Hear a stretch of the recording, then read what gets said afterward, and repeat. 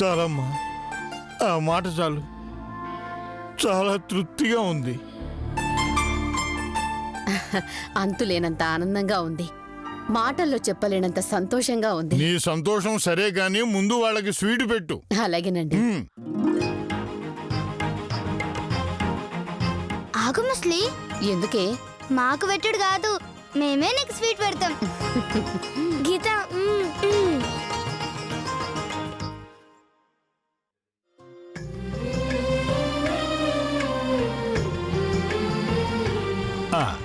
నీకు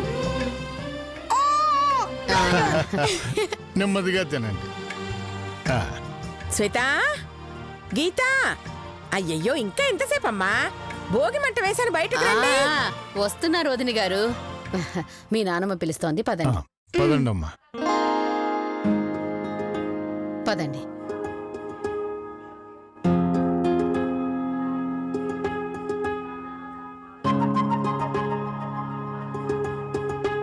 నానమ్మ గారు పిలుస్తున్నారు, వెళ్ళండి అమ్మా.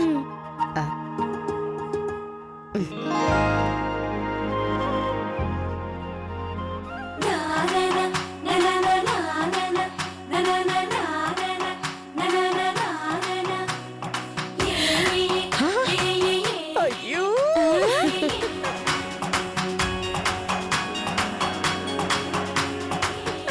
నా బంగారు తల్లలు. అయ్యో, ఎంత అందంగా ఉన్నారు.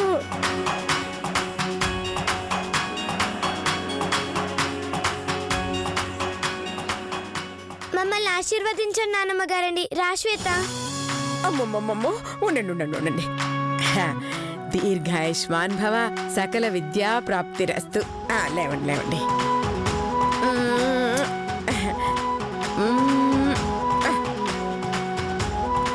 పెద్దలంటే ఎంత గౌరవమో, అచ్చు నా కోడలి పోలికే.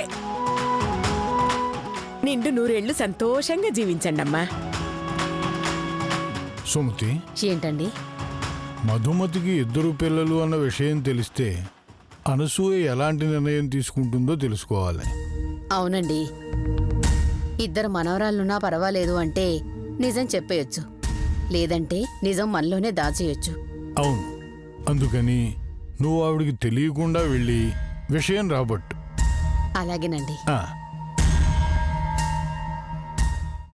అమ్మా, అలాంటి వాళ్ళది నిజమైన ప్రేమ కాదు, అది వ్యామోహం. ఎగ్జాక్ట్లీ చిన్నత్త, నిజంగా ప్రేమించుకున్న వాళ్ళు అలా చేయరు. ఎంత మనసు విరిగిపోతే కన్న కూతుర్ని పట్టుకొని మా దృష్టిలో చచ్చిపోయా ఉంటుందా తల్లి? అది సరే అమ్మా, తన కూతురుతో తన మాట అనేటప్పుడు ఆమె మాటల్లో వ్యథ, కళ్ళల్లో బాధ గమనించావమ్మా? పెద్దబాబుకు బర్త్డే విషెస్ చెప్పు కూడా వెళ్ళాం కదా. ఊరికే ఎలా కాలిపోతుంది? మంట పెడితేనో పడితేనో తగలబడుతుంది.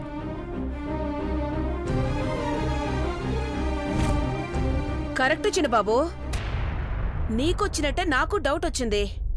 పార్వతే షర్టును తగలబెట్టిందనుకుంటా.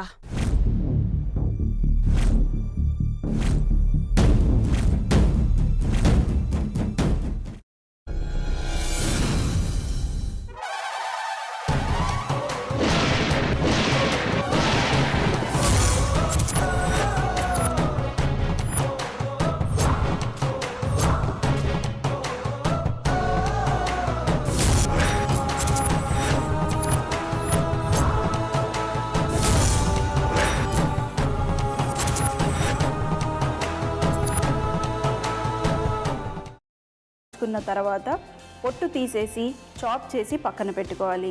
ఒక ప్యాన్లో కొద్దిగా నూనె వేడి చేసి అందులో ఆవాలు, మినప్పప్పు, శనగపప్పు, కరివేపాకు, సన్నగా తరిగి పెట్టుకున్న ఉల్లిపాయలు వేసుకుని 1 నిమిషం పాటు వేయించుకోవాలి. ఆ తర్వాత కాల్చి కట్ చేసి పెట్టుకున్న వంకాయని కూడా అందులో వేసుకుని బాగా మిక్స్ చేసి బౌల్లోకి ట్రాన్స్ఫర్ చేసుకుని అందులో తగినంత చిక్కటి పెరుగు లేదా పల్చటి పెరుగు వేసుకుని మిక్స్ చేసి అన్నంతో కానివ్వండి, చపాతీతో కానివ్వండి సర్వ్ చేసినా చాలా బాగుంటుంది.